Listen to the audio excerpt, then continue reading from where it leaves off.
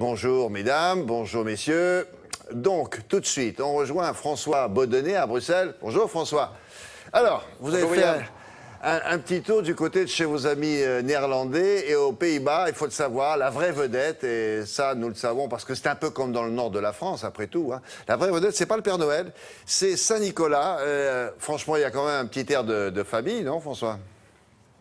Oui, absolument. Alors en fait, ce qui est intéressant, c'est qu'au XVIIe siècle, William, eh bien, des Néerlandais ont émigré aux États-Unis et ils sont partis avec leur tradition, avec Saint-Nicolas, Sinterklaas en néerlandais. Et Sinterklaas, là-bas aux États-Unis, est devenu Santa Claus. Il a également changé de couleur. Il est devenu rouge sous l'impulsion d'une grande marque de soda. Oui. Et il a été fêté non plus début décembre, mais à la fin du mois de décembre. Et donc, Saint-Nicolas est devenu le Père Noël qui est revenu comme ça en Europe, on va dire au milieu à peu près des années 30. Alors aux Pays-Bas au contraire, eh bien c'est le vrai Saint-Nicolas, c'est l'original, c'est celui qui est resté et je dirais c'est de la folie chaque année. Ça se passe à partir de la mi-novembre et c'est de la folie pure. Regardez ce reportage réalisé avec Caroline Arnold et Frédéric Furnémont.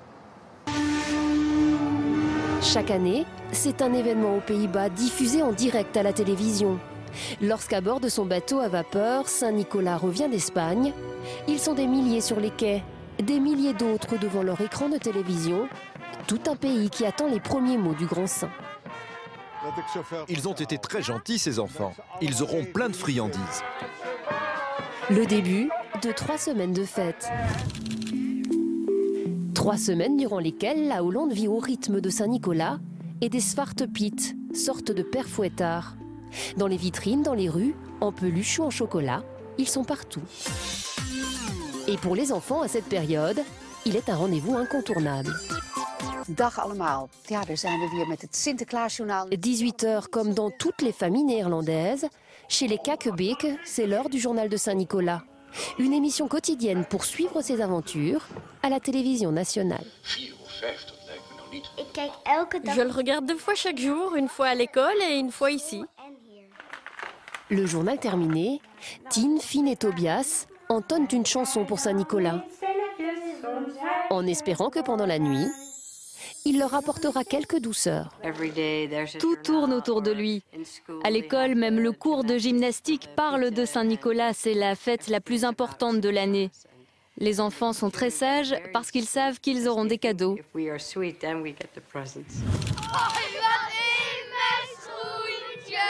5 décembre, le grand jour est arrivé. C'est ce soir que Saint-Nicolas doit apporter les cadeaux. En attendant, il est en visite dans cette école de La Haye. Depuis son trône, il appelle les enfants un à un. Dans son grand livre, il a tout noté.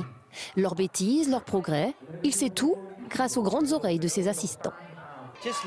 On se promène sur les toits pour écouter ce qu'il se dit.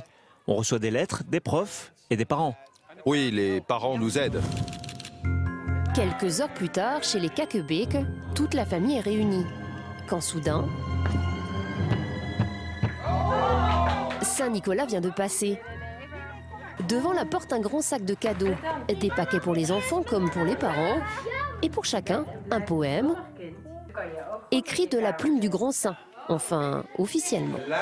Mon cher Clergeant, tu pars souvent à l'étranger, mais à la maison, il faut aussi rester. C'est un peu de moralité et aussi de gentillesse pour dire des choses qu'on n'ose pas dire. Sa tournée terminée, Saint-Nicolas a repris la mer.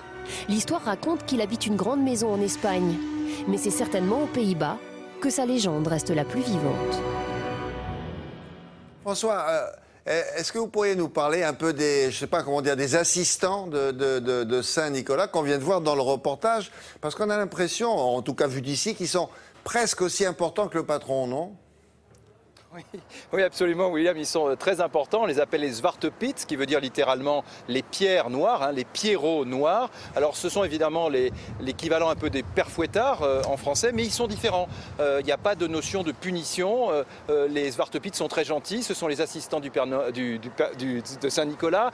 Ils aident donc à distribuer les cadeaux. Ils font des gaffes, ils font beaucoup d'humour, mais il y a, William, une polémique parce qu'ils sont noirs, vous l'avez vu, et certains Néerlandais estiment que c'est du racisme. Et figurez-vous que même l'ONU s'en est mêlée, puisqu'une responsable de l'ONU a demandé à la télévision néerlandaise que Saint-Nicolas soit supprimé et remplacé par le Père Noël. Et ça a fait un scandale gigantesque. C'est malvenu. Bon, alors rassurez-nous, la Saint-Nicolas sera toujours fêtée l'année prochaine en Hollande?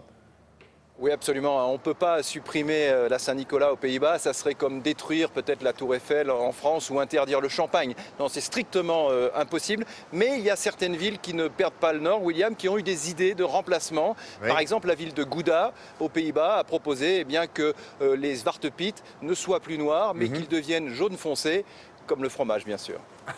Je n'avais pas pensé à ça. Ah oui, le Gouda, bien sûr. Oui, d'accord. Bon, merci beaucoup François. À bientôt cette semaine.